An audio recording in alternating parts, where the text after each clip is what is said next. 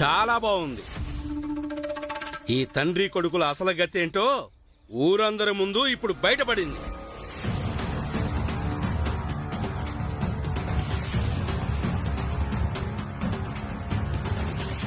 సేటు గారు మీరిక్కడ? మా నాన్నయ్యరి రామ్జీని వేరే పని మీద బయటికి పంపించాను నేను.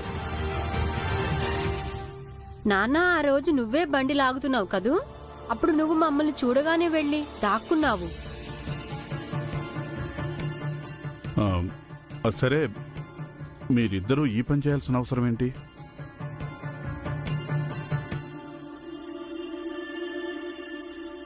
రామ్జీ, భీమరావుకి చెప్పి ఇతని దగ్గర పనిచేయొద్దని. ఇతను మన పోటీదారుడు. నువ్వు నాకు మాటిచ్చావు ఈ పని వదిలిపెట్టి వెళ్ళనని. చెప్పు భీమ్, నువ్వు పనిచేయాల్సిన అవసరం ఏంటి? మనం ఈ సేటుగారు ఉప్పు తిన్నాం. ఈయన ప్రత్యర్థి దగ్గర ఎలా పనిచేస్తావు? వెళ్ళండి, ఇంటికి వెళ్ళండి. లేదు నాన్న, ఈయనకి నేను మాట ఇచ్చేశాను. నేనిప్పుడు ఈయనకి మాట ఇచ్చాను కాబట్టి ఈయన పనిని వదిలేసి నేనెక్కడికి వెళ్ళను. అప్పుడు నాకు మీ సంగతి తెలీదు, నువ్వు సేటుగారి దగ్గర ఈ పని చేస్తున్నావని. రామ్జీ, సరే, భీమ్ నీ మాట వినకపోతే ఆనంద్కి చెప్పు భీముని వదిలేసి వెళ్ళమని. వాడొక్కడో ఎలాగో ఏం చేయలేడుగా. లేదు సేటు గారు, కావాలంటే ఆనంద్ పని వదిలేస్తాడు, కానీ భీమ్ని ఎప్పటికీ వదిలిపెట్టాడు. సేటుగారు, నేను నా కొడుక్కి మాట చెప్పలేను. నా మరో కొడుకు భీముని వదిలేసి వెళ్ళమని.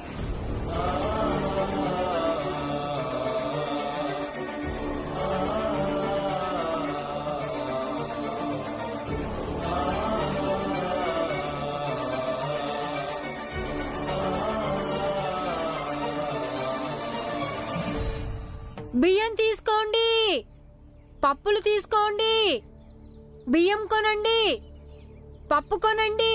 ఇంకా నమ్ముతున్నారా సేటు? అర్థం చేసుకో, ఈ తండ్రి కొడుకులు ఇద్దరూ అంతే. ఇద్దరూ కలిసి నాటకం ఆడతారు, దాన్ని అందరూ నిజమని నమ్మి మోసపోతారు. మీరేమనుకుంటున్నారు? ఈ రామ్జీ ఇంటికెళ్ళిన తర్వాత తన కొడుకు చెప్పకుండా ఉంటాడా? ఇతను ఏం చేస్తున్నాడు? ఇప్పుడు కొడుకు మీ ప్రత్యర్థితో చేతులు కలిపాడు. ఇప్పుడు నష్టం ఎవరికి? మీకేగా సేటు గారు. బాబేమో మీ దగ్గర సంపాదిస్తున్నాడు, ఇక కొడుకు అక్కడి నుంచి.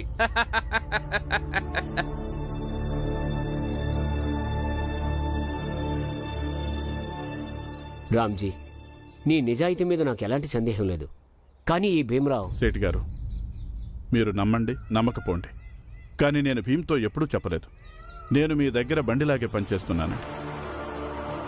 చెబితే భీమ్ నన్ను అసలు ఆ పని చేయనిచ్చేవాడే కాదు. ఈ కారణం చేతే నేను అక్కడ భీమ్ను చూసినప్పుడు నేను వెళ్లి దాక్కున్నాను. అప్పుడు మీరు భీమ్కి నా గురించి అబద్ధం చెప్పాల్సి వచ్చింది. ఇక నా నిజాయితీ అంటారా? నేను గనక మీ కార్ఖానాని మీకు తిరిగి ఇప్పిస్తానని మాటిచ్చి ఉండకపోతే మీరు నా నిజాయితీని ప్రశ్నించిన తక్షణమే మిమ్మల్ని ఇక్కడే వదిలేసి వెళ్ళిపోయేవాడిని నేను. కానీ అలా వెళ్ళను. బియ్యం కొనండి, పప్పులు కొనండి. బియ్యమండి, బియ్యము, కందిపప్పు, బియ్యం కొనండి, పప్పులు కొనండి.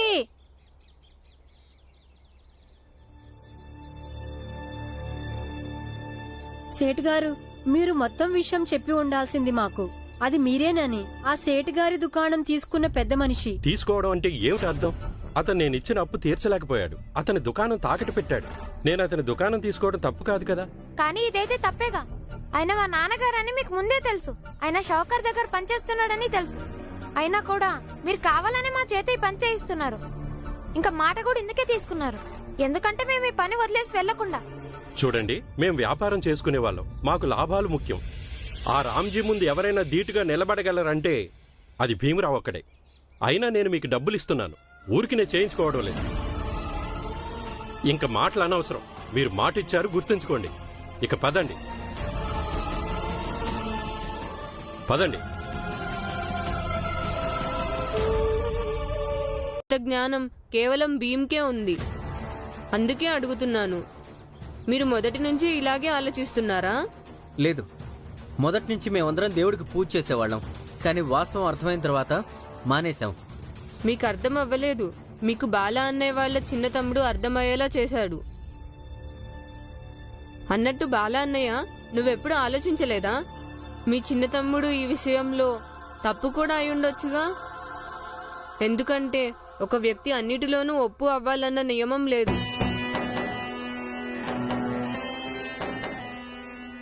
ఒకవేళ భీమ్ తప్పు కాకపోవచ్చు, అయినా కూడా ఈ విషయం తప్పు అని నా అభిప్రాయం. ఇతరుల విలువలో మన విలువను సరిపోల్చడం సరైన పని కాదు. అది కాక మన విలువ మనకుంటుంది, అలాగే వాళ్ళ విలువ వాళ్ళకుంటుంది. సరే, మీరు ఈ పూజలు అవి నమ్మొద్దు, కానీ దేవుడు పేరుతో ఏదైతే మీ పట్ల మా పట్ల అన్యాయం జరుగుతుందో అది స్వయంగా దేవుడు చేయడు. అందుకని పూజలు చేయటంలో తప్పు ఏమీ లేదు. నేను చిన్నప్పటి నుంచి మా అమ్మతో ఇలాగే పూజ చేసేవాణ్ణి. అమ్మ చెప్పేది పూజ వల్ల అమ్మకి మనశ్శాంతి కలుగుతుందని. తర్వాత పోను పోను నాకు కూడా మనశ్శాంతి అనుభూతి కలగటం మొదలైంది. మీరు కూడా చేయండి, అప్పుడు ఏదో ఒక రోజు మీ అందరికీ కూడా మనశ్శాంతి కలగటం మొదలవుతుంది. అలాగే నేను అనుకోవటం ఏంటంటే, అది మీ తమ్ముడు భీమరావుకి పూజలు చేయకపోతే మనశ్శాంతిగా ఉంటుందేమో. అలాగే ఇలా కూడా అవ్వచ్చు, నీకు పూజలు చేయటం వల్ల మనశ్శాంతి కలగొచ్చు. పూజలు చేసుకోవాలని మీకు అంత కోరికగా ఉంటే మరి మీరు గుళ్ళోకెళ్ళి చేసుకోవచ్చు కదా. ఇప్పుడు ఈ నియమం ఎవరు పెట్టారు? పూజ అనేది గుడి లోపలికి మాత్రమే వెళ్లి చేయాల్సి ఉంటుందని. మీరు ఇంట్లో ఉండే చేసుకోండి. లేదు, మనం కూడా ఈ సమాజంలో భాగమే కాబట్టి మనకు కూడా ఈ విషయంలో హక్కుండి తీరాలి. మనం కూడా ఎంచక్క గుళ్ళలోకి వెళ్ళి పూజలు చేసుకోవాలి. ఇది మీకు భీమరావు చెప్పాడా? అవును, కానీ ఇదేమీ తప్పు కాదే. అవును, మాకు కూడా దేవుడంటే నమ్మకం ఉంది. మేము ఆశిస్తున్నాం దేవుడు మా కష్టాలను అర్థం చేసుకోవాలని, మా పట్ల జరిగే దౌర్జన్యాన్ని, వీళ్ళు మా పట్ల చేసే నీచి ప్రవర్తనని దేవుడు చూడాలని మేము కోరుకుంటున్నాం. కానీ ఆ దేవుడు చూడడు, అర్థం చేసుకోడు. బాలా అన్నయ్య, నువ్వే చెప్పు వాళ్ళకి. మొదట్లో కూడా చిన్న జాతి వాళ్ళు పూజలు చేసేవాళ్ళుగా. వాళ్ళు కూడా గుడి బయట నుంచినే పూజలు చేసేవాళ్ళు. మరప్పుడు వాళ్ళందరూ ఎలా తర్కించుకునేవాళ్ళు? ఏమో తెలీదు. ఎందుకు తెలీదు? తర్కం అప్పుడు ఉంది. కొంతమంది భగవంతుడిని పూజించడానికి పుట్టారు, ఇంకా కొంతమంది దేవుడికి మనుషులకి సేవలు చేయటానికి. అందుకనే కొంతమందిని గుడి లోపలికి వెళ్ళనివ్వటం జరుగుతుంది. ఇంకా కొంతమందికి ఇలా చెప్పారు, ఆలయం బయట నుంచే పూజలు చేసుకోమని. అప్పటి నుంచి ఇదే తర్కం ఆధారంగా ప్రజలు దేవుళ్ళని పూజిస్తూ వస్తున్నారు. కానీ కాలంతో పాటు క్రమంగా తర్కంలోనూ మార్పు వచ్చింది. దాని స్థానంలో వితండవాదం పుట్టుకొచ్చింది. అదే ఈరోజు మీ భీమ్ చేస్తున్నాడు. తర్కం ఆధారంగా చిన్న జాతి వాళ్ళు వాళ్ళని మార్చుకోలేదు, కానీ భీమ్ మాటల వల్ల వితండవాదం వాళ్ళని మార్చడం మొదలుపెట్టింది. మీలోని సరైన ఆలోచనల్ని భీమ్ ఎప్పుడూ బయటికి రానివ్వలేదు. ఈ కారణంగానే బాలా అన్నయ్య, మీరు ఎంత బాగా ఆలోచించినా మీ భీమ్ ఏదైతే చెప్పాడో అది మీ అందరికీ రాజశాసనం, శిలాశాసనం అయిపోయింది. నువ్వసలు ఎప్పుడు నీ సొంత బుద్ధిని ఉపయోగించలేదు. భీమ్ ఏది చెప్తే దానికి మీరు తలూపారు. నువ్వు కూడా ఎప్పుడు తర్కించనే లేదు. కళ్ళు మూసుకుని గుడ్డిగా భీమ్ చెప్పిన దారిలో వెళ్తున్నారు. ఇది నిజం కాదు. భీమ్ ఎప్పుడు ఎవరిని బలవంతం చేయలేదు. అందరూ తనలాగే ఆలోచించాలని, తనలాగే చెయ్యాలని. అది భీమ్ వ్యక్తిత్వం కాదు, వాడి నైజము కాదు. వాడెప్పుడూ దేవుళ్ళని, పూజల్ని వ్యతిరేకించలేదు. కానీ దేవుళ్ళ పేరు చెప్పి మనల్ని దూరం పెట్టి అన్యాయం చేస్తున్నారు చూడు, దాన్ని వ్యతిరేకిస్తాడు భీమ్. నేను కూడా ఒకప్పుడు పూజలు చేసేదాన్ని, కానీ భీమ్ నన్ను అడిగాడు, అర్థ, ఇక్కడున్న మనందర్నీ ఒకే దేవుడు సృష్టించినప్పుడు మరి రెండు రకాలుగా ఎందుకు సృష్టించాడు? ఒకరికి జీవించడానికి అన్ని అధికారాల్ని ఇచ్చాడు. ఎంత అధికారం అంటే మన జీవితాలను కూడా వాళ్ళ గుప్పెట్లో బంధించుంచారు. కానీ మనకి గాలి పీల్చుకోవడానికి, నీళ్లు తాగడానికి కూడా హక్కు లేదు.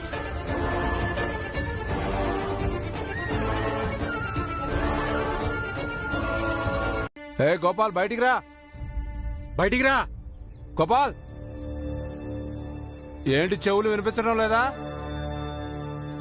గోపాల్,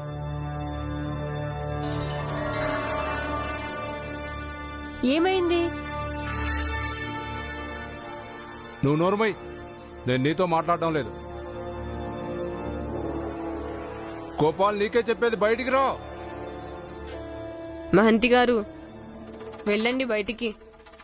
నాటకం రక్తి కట్టించే సమయం ఆసన్నమైంది.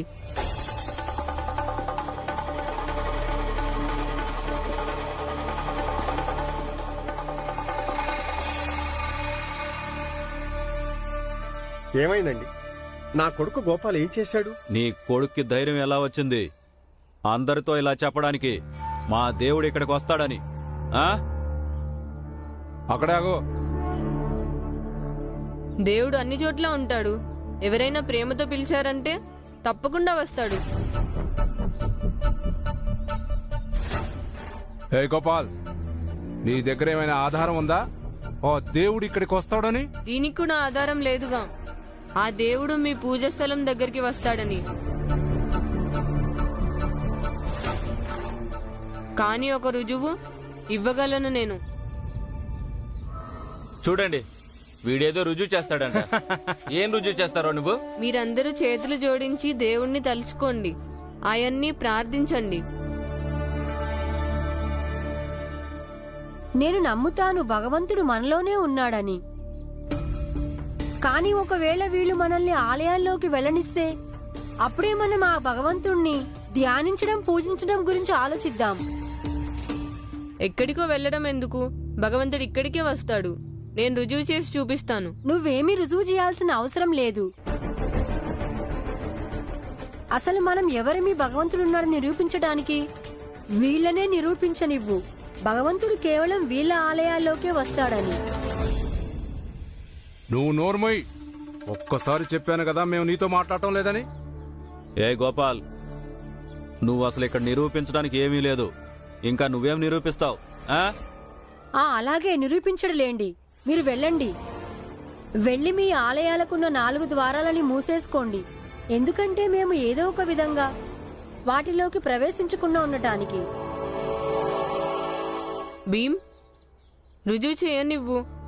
మనం రుజువు చేశామంటే అప్పుడు వీళ్ళందరూ ఓడిపోతారు. మనం ఈ విషయంలో గెలవటం ఎందుకు, ఓడటం ఎందుకు? భగవంతుడు గెలవటానికి, ఓడటానికి ఉన్నాడా ఏంటి?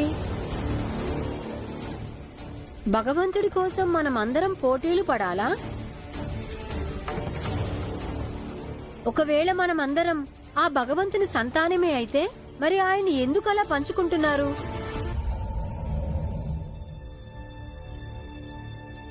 చూడండి, నేను కొత్తవాడిని, కానీ భీమ్ అయితే మీ అందరికీ ఇష్టమేగా.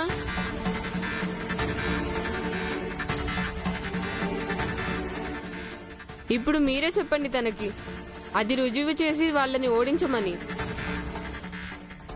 ఇంతకాలం వాళ్ళు గెలుస్తూ వచ్చారు. ఆ కారణంగా దేవుడు వాళ్ళ దగ్గర ఉన్నాడు. కానీ ఈరోజు నేను గెలిచి చూపిస్తాను వీళ్ళకి. అవును భీమ్, ఒకవేళ గోపాల్ నిరూపించాలనుకుంటే అతను నిరూపించని. ఎవరి మాటల్లో ఎంత నిజాయితీ ఉందో తెలిసిపోతుందిగా.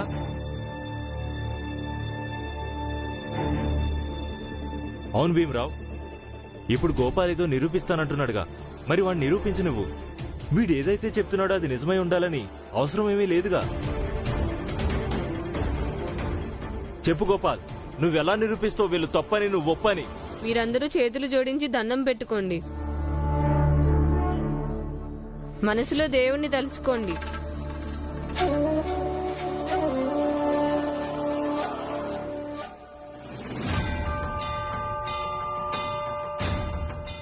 వద్దు, ఇది తప్పు.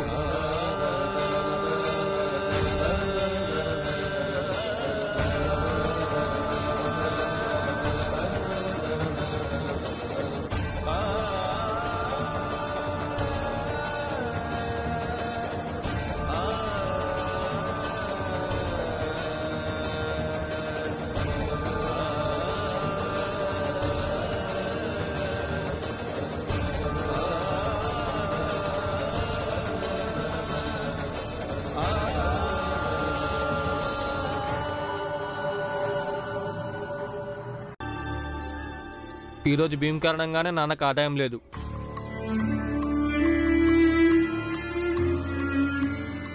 బాలా, ఏమైంది అసలు నీకు? నువ్వు ప్రతి విషయానికి భీముని తప్పుపట్టడం మొదలుపెట్టా. మీరెవ్వరు ఎప్పుడు ఏ విషయంలో భీమ్ని తప్పుపట్టారుగా. కానీ నేను ఊరుకోను. వాడు తప్పుంటే చెప్తాను. అసలు ఏం జరిగిందంటే బాలా, మా ప్రత్యర్థి ఎవరైతే ఉన్నాడో అతను మా ముందే అతని వస్తువుల్ని సగం ధరకు అమ్ముతున్నాడు. అప్పుడు మా వస్తువులు పూర్తి రేటుకి ఎవరు మాత్రం కొంటారు? నువ్వే చెప్పు. కాదు నాన్న, నిజం ఇదొక్కటే కాదు, ఇంకో నిజం కూడా ఉంది. ఇప్పుడు మీ ఎదురుగా ఉన్న ప్రత్యర్థి కూడా మీ కొడుకే. మీ ప్రత్యర్థి సేటు గారికి ఈ విషయం తెలియకపోయి ఉండొచ్చు, కానీ నీ కొడుకైతే ఈ విషయం బాగా తెలుసుగా. మీరు మీకోసం కాదు, మా అందరి కోసం సంపాదిస్తారని. నాకు తెలుసు బాలా అన్నయ్య.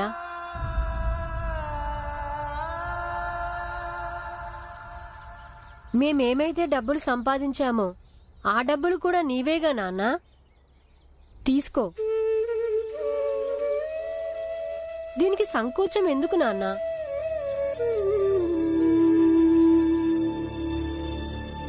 చూడు భీమ్, ఒక తండ్రి తన చిన్న కొడుకు దగ్గర డబ్బులు ఎలా తీసుకుంటాడు? నాన్న, మనమేమీ పరాయి వాళ్ళం కాదు కదా. ఇప్పుడు సమస్య ఏంటంటే మన ఇంట్లో కూరగాయలు కొనడానికి డబ్బులు లేవు. దానికి పరిష్కారం ఏంటంటే ఇవిగో ఈ డబ్బులే. అందుకే ఇలాంటి సమయంలో నువ్వు ఎంత తక్కువ ఆలోచిస్తే మనకు అంత మంచిది నాన్న. ఒకవేళ ఎప్పుడైనా నేను ఉత్త చేతులతో వస్తే అప్పుడు ఇంటి అవసరాలకి నువ్వు డబ్బులు తీసివ్వు.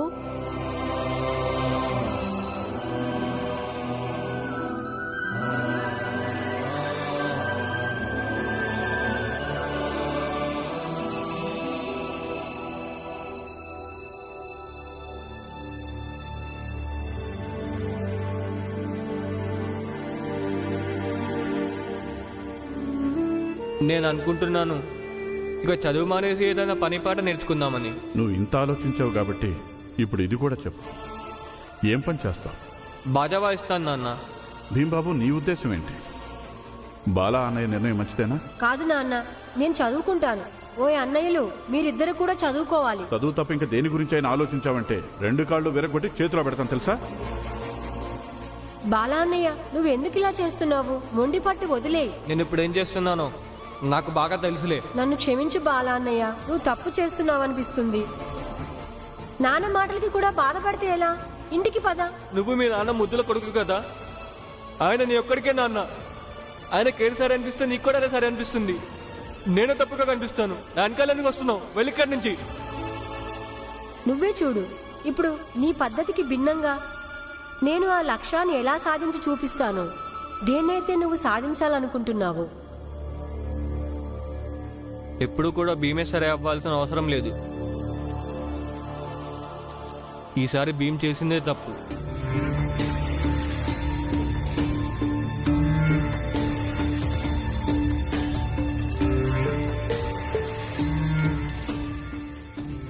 బాలా,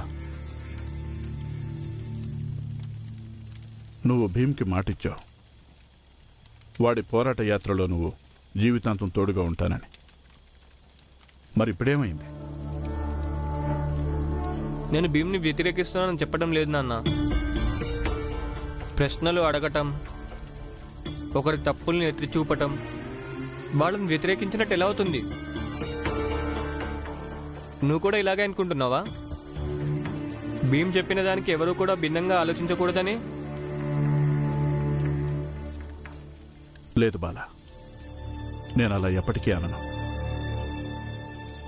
మరి నువ్వెందుకు నచ్చ చెప్తున్నావు?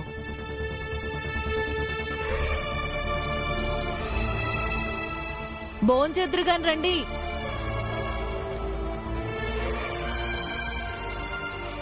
రా బాబు, అన్నం తిన్నా. రా.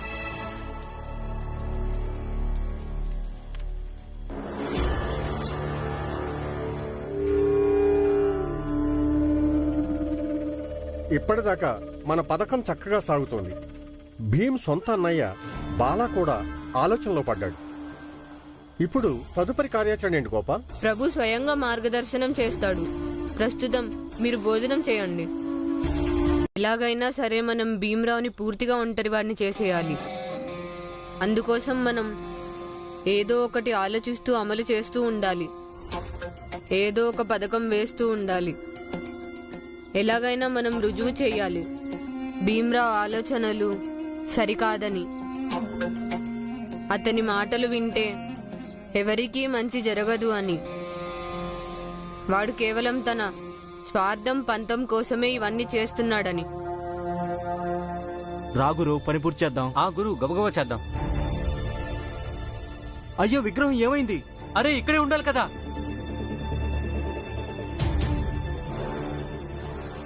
ఏ బాలా, ఆగు.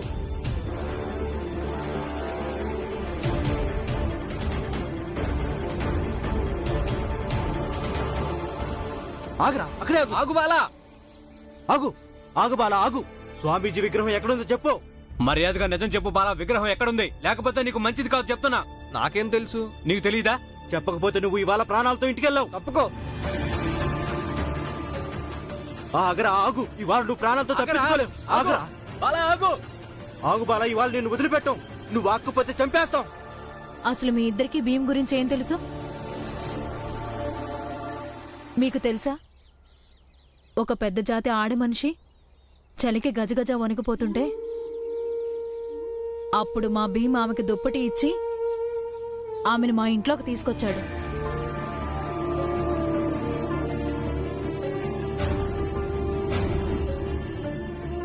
సమాజంతో పోరాడి ఆ స్త్రీకి మా ఇంట్లో ఉండడానికి చోటిచ్చాడు. మీకిది తెలుసా? ఒక పెద్ద జాతి పిల్ల విధవరాలయ్యింది. ఆ పిల్ల సొంత వాళ్ళు ఆమెను హింసిస్తుంటే మా భీమ్ ఒకడే తన్ని కాపాడాడు. అసలు అక్క ఎందుకు అలా ఉండాలి? ఇందులో అక్కది ఏం తప్పుందని? ఎవరో చనిపోతే వాళ్లతో పాటు బతుకున్న వాళ్ళని ఇలా హింసించి చంపడం ఏం న్యాయం? ఆ పిల్లని ఆ నరకం నుంచి తప్పించాడు.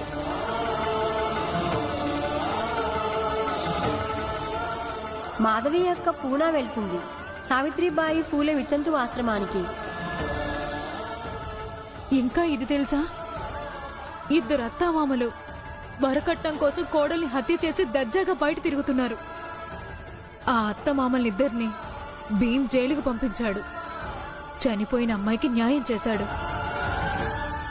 మేము నీ మొదటి భార్యను తగలబెట్టాం, ఇప్పుడు రెండో భార్యని పీక పిసికి చంపాం.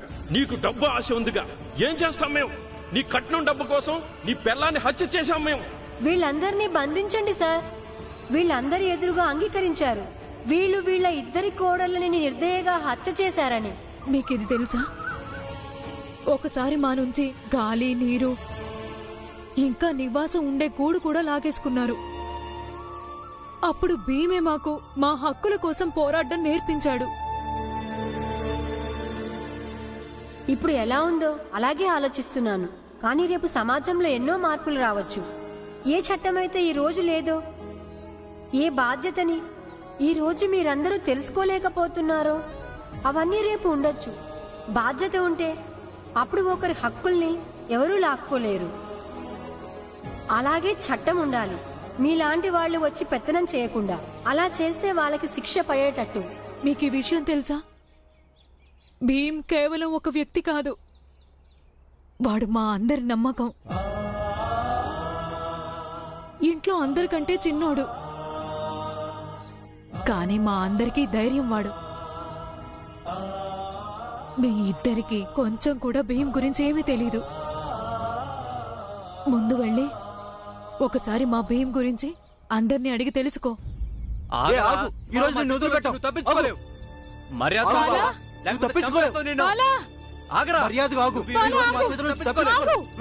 ఆగు బాలా, ఏం జరిగింది? ఏం జరిగింది? మేము స్వామీజీ విగ్రహం చేశాం. ఆ విగ్రహాన్ని తీసుకెళ్లి వీడెక్కడో పెట్టేశాడు. ఎక్కడ పెట్టావో మర్యాదగా చెప్పు. నేను విగ్రహం తీసుకెళ్ళటం మీరు చూసారా? లేదుగా, మన నాయనకాలు ఎందుకు పడుతున్నారు? ఆ విగ్రహం మాయమైంది. ఆ సమయంలో నువ్వు ఒక్కడే ఎక్కడున్నావు? దాన్ని ఎలా అర్థం చేసుకోవాలి మేము? చెప్పు, ఆ విగ్రహం ఎక్కడ పెట్టావో, లేకపోతే నువ్వు తప్పించుకోలేవు. ఏమో నాకు తెలియదండి.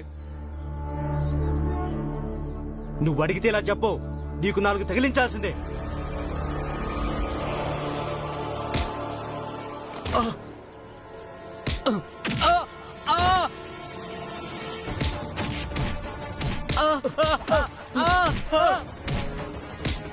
బాలా అన్నయ్య నా జాతివాడు. తన మీద పడే ప్రతి దెబ్బ నా మీద పడినట్టే లెక్క. నేను ఇలాంటి విషయాలను అస్సలు సహించను. బాలా వాళ్ళని కొట్టద్దు. సరే అయితే మన సమస్యల్ని ఇప్పటిదాకా ఆ పంచాయతీలో మన భీమరావే మాట్లాడాడు. రేపు కూడా మన తరపున భీమే మాట్లాడతాడు. అవునవును, భీమరావే మన ప్రతినిధిగా ఉంటాడు. మీరు బాలా అన్నయ్యని కూడా మీతో తీసుకెళ్ళండి. దొంగతనంలో తనకి కూడా భాగముందిగా. కానీ తను చేసిన తప్పుని అంగీకరించాడు, చట్టానికి సహకరించాడు. కాబట్టి మీ చట్ట ప్రకారం ఇతనికి శిక్ష విధిస్తారో లేక క్షమించి వదిలేస్తారో అది మీ ఇష్టం. మంచిదే, కానీ నా మాట విని మీరు భీమరావుకి ఈ విషయం గురించి కూడా చెప్పండి. మన వాదనని వాళ్ళకి వినిపించేటప్పుడు తప్పులు ఒప్పులతో పాటుగా ఇది కూడా దృష్టిలో ఉంచుకోమనండి. బాలా అన్నయ్య ఉద్దేశం మంచిదే. ఇంకా బాలా అన్నయ్య మన జాతివాడు, పైగా భీమరావుకి సొంత అన్నయ్య.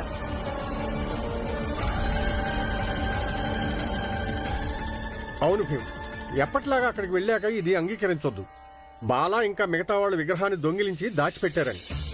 చదువుకున్నవాడివి కాబట్టి నువ్వు ఈ ఆరోపణల్ని నీ తెలివితేటలతో తిప్పికొట్టాలి. దెబ్బకి అందరికీ దిమ్మ తిరిగిపోవాలి.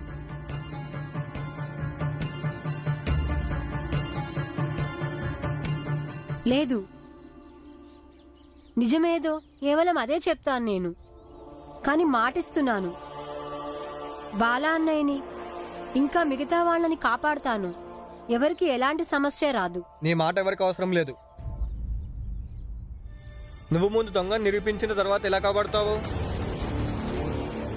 అలా చేసే వాళ్ళ దృష్టిలో మన జాతి మొత్తం దొంగలుగా ముద్రపడిపోతారు.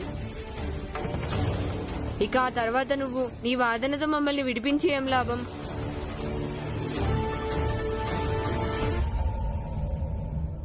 మరైతే మన ప్రతినిధి రూపంలో పంచాయతీకి ఎవరు వెళ్తారు? రామ్జీ అన్న వెళ్తే బాగుంటుంది. రామ్జీ అన్న వెళ్ళడమే మంచిది. అవును, బాగానే ఉంటుంది. కానీ వచ్చిన చిక్కేంటంటే రామ్జీ ఆలోచనలు చాలాసార్లు భీమరావు ఆలోచనలతో కలుస్తాయి. అందుకని అక్కడ కూడా ఈయన ఆ సిద్ధాంతాలను పట్టుకుని వేలాడితే అప్పుడు అందరికీ ప్రమాదమే.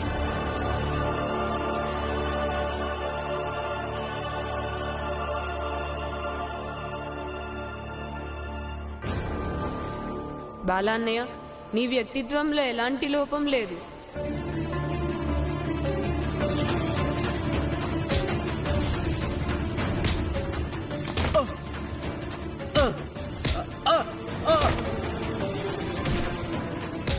బాలా అన్నయ్య నా జాతివాడు. తన మీద పడే ప్రతి దెబ్బ నా మీద పడినట్టే లెక్క. బాలా అన్నయ్య, నువ్వేమీ భయపడకు, నేనున్నాను నీకు తోడుగా. మనందరి ప్రతినిధిగా గోపాల్ వెళ్తాడు.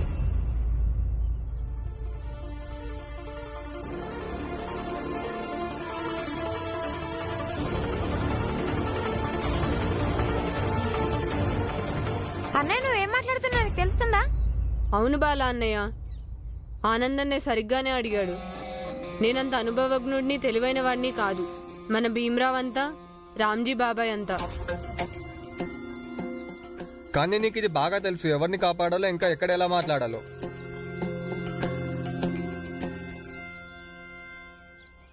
భీమ్కి తెలిసింది తన పంతాన్ని నెగ్గించుకోవడమే.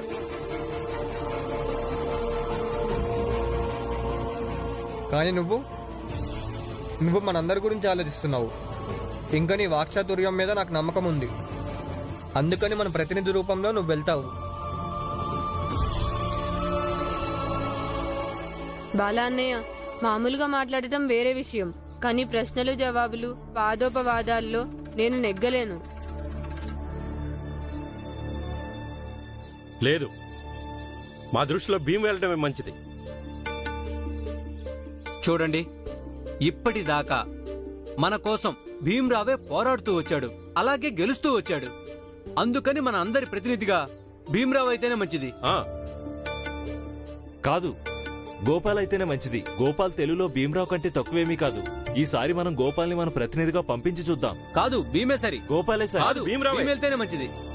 అరే, నేను చెప్తున్నా కదా, భీమ్ వెళ్తేనే మంచిది. మీరందరూ శాంతంగా ఉండండి.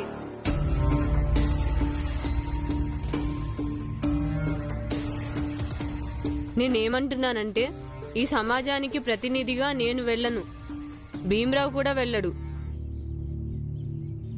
వేరే ఎవరైనా మూడో వ్యక్తిని పంపిద్దాం.